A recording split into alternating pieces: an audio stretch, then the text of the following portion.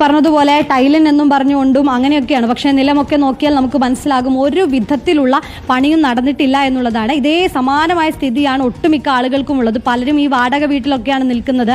ഉടൻ തന്നെ 8 മാസം കൊണ്ട് പുതിയ വീട്ടിലേക്ക് മാറാമെന്നുള്ളൊരു പ്രതീക്ഷയിൽ ഈ പണിയൊക്കെ പൂർത്തിയാകുമെന്നുള്ളൊരു പ്രതീക്ഷയിൽ നിന്ന മനുഷ്യന്മാരാണ്. പക്ഷേ 8 മാസം സാമ്പത്തിക പ്രതിസന്ധി മാറി ഈ വീടിന്റെ തറയും അതുപോലെ തന്നെ വാതിലും ഒക്കെ കട്ടിളയായിട്ടുണ്ട്, വാതിലായിട്ടില്ല. ജനലിനൊക്കെ ഇനിയിപ്പോൾ പല പണികളും ബാക്കിയാണ്. അതിനുള്ള സാമഗ്രികളൊക്കെ കൊണ്ടുവന്നിട്ടുണ്ട്. ഇനിയിപ്പോൾ ബിൽഡറുടെ സാമ്പത്തിക പ്രതിസന്ധി എന്ന് തീരും സുനിഷ?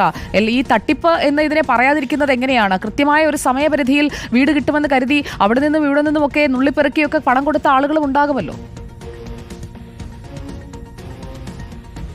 ഉറപ്പായിട്ടും സുജിയ, ഈ വിഷയത്തിൽ തന്നെ നമ്മൾ അയാളുടെ ഭാഗവും കേട്ടിരുന്നു. അപ്പോൾ സംസാരിച്ചപ്പോൾ ഈ ബിൽഡർ ഉടമ പറയുന്നൊരു കാര്യം, അവർക്കൊരു സാമ്പത്തിക പ്രതിസന്ധി വന്നിട്ടുണ്ട്. അതിൻ്റെ ഭാഗമായാണ് നിലവിൽ ഇപ്പോൾ ഇങ്ങനെയൊരു വിഷയം വന്നിട്ടുള്ളത്. 1-2 പേരല്ല സുജിയ, ഇതിൽ 19 പേർ പരാതിയുമായി മുന്നോട്ട് വന്നവരാണ് എന്നുള്ളതാണ്.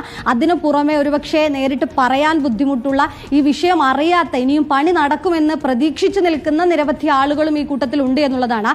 അയാൾ പറയുന്നത് ഈ പണി നടക്കും, ഞങ്ങൾ കോൺട്രാക്ട് കാലാവധി കഴിഞ്ഞിട്ടുണ്ടെങ്കിലും നീട്ടി നൽകും, അങ്ങനെ പണി പൂർത്തിയാക്കും എന്നുള്ളതാണ് നമ്മളോട് സംസാരിച്ചത്. പക്ഷേ ഈ പണം കൊടുത്ത ആളുകൾ, വീട് ആവശ്യപ്പെട്ട് ബന്ധപ്പെട്ട ആളുകൾ പറയുന്നത് ഇങ്ങനെ ഒരു കോൺട്രാക്ട് കാലാവധി പുതുക്കുമെന്നോ അല്ലെങ്കിൽ പണം തിരിച്ചു നൽകുമെന്നോ ഒന്നും പറഞ്ഞിട്ടില്ല എന്നതാണ്. മറ്റൊരാൾ പറഞ്ഞിരിക്കുന്നത് പണം തിരിച്ചു നൽകാമെന്ന് പറഞ്ഞ ഒരു ചെക്ക് ലഭിച്ചിരുന്നു. പക്ഷേ ആ ചെക്ക് ബാങ്കിൽ കൊണ്ടുപോയപ്പോൾ അത് ബൗൺസ് ആയിപ്പോയി. ഇതിൽ പറയുന്നത് സിഗ്നേച്ചർ മാച്ച് ആകുന്നില്ല എന്നുള്ളതാണ്.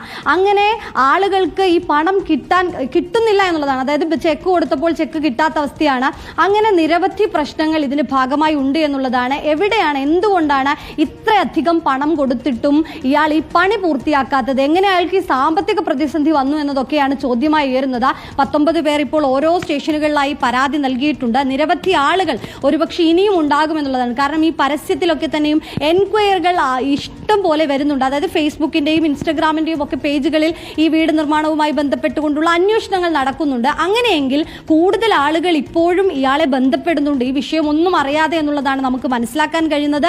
ഏതായാലും നിരവധി ആളുകളാണ് ഈ പ്രശ്നം. ഇപ്പോൾ ഈ വീടിന്റെ ഇത്രയെങ്കിലും പണി പൂർത്തിയായിട്ടുണ്ട് എന്ന് കരുതാം. പക്ഷേ ചിലയിടത്ത് വീടിന്റെ ആദ്യ ഫ്ലോറൊക്കെ വെച്ച് ചിതലരിച്ച സ്ഥിതിയിലേക്ക് വീട് മാറിയിരിക്കുന്നു. കാരണം ഒരു 3-4 മാസമായി പണിയൊന്നും നടക്കുന്നില്ല.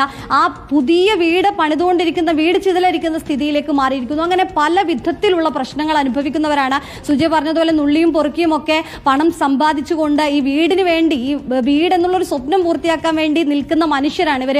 ലോൺ എടുത്തിട്ടുണ്ട്, ഈ വാടക വീട്ടിൽ നിന്നൊന്ന് മാറി ഈ വീട്ടിലേക്ക് വന്ന് അതിനുശേഷം ലോണൊക്കെ അടച്ചു തീർക്കണമെന്നുള്ള ഒരു പ്രതീക്ഷയിൽ ആ ഒരു രീതിയിൽ ജീവിച്ചു പോകുന്ന മനുഷ്യരാണ്. പക്ഷേ പറഞ്ഞ നിശ്ചിത സമയത്ത് വീട് പണി ആയുമില്ല. ഇപ്പോൾ തന്നെ 2 മാസം പിന്നിട്ടു കോൺട്രാക്ട് കാലാവധി കഴിഞ്ഞിട്ട്. ഇനി അങ്ങോട്ട് പോകുമ്പോൾ എപ്പോൾ ഇത് പൂർത്തിയാകുമെന്നോ ഈ പണം തിരിച്ചു കിട്ടുമോ എന്നോ ഒരു പ്രതീക്ഷ പോലും ഇവരെ സംബന്ധിച്ചിടത്തോളം ഇല്ല എന്നുള്ളതാണ്. ഏതായാലും വലിയൊരു പരാതി, വ്യാപകമായി വലിയ പരാതിയാണ്. ഈ കാര്യത്തിൽ നടപടി എന്തുണ്ടാകുമെന്നറിയാൻ നമുക്ക് കാത്തിരിക്കാം.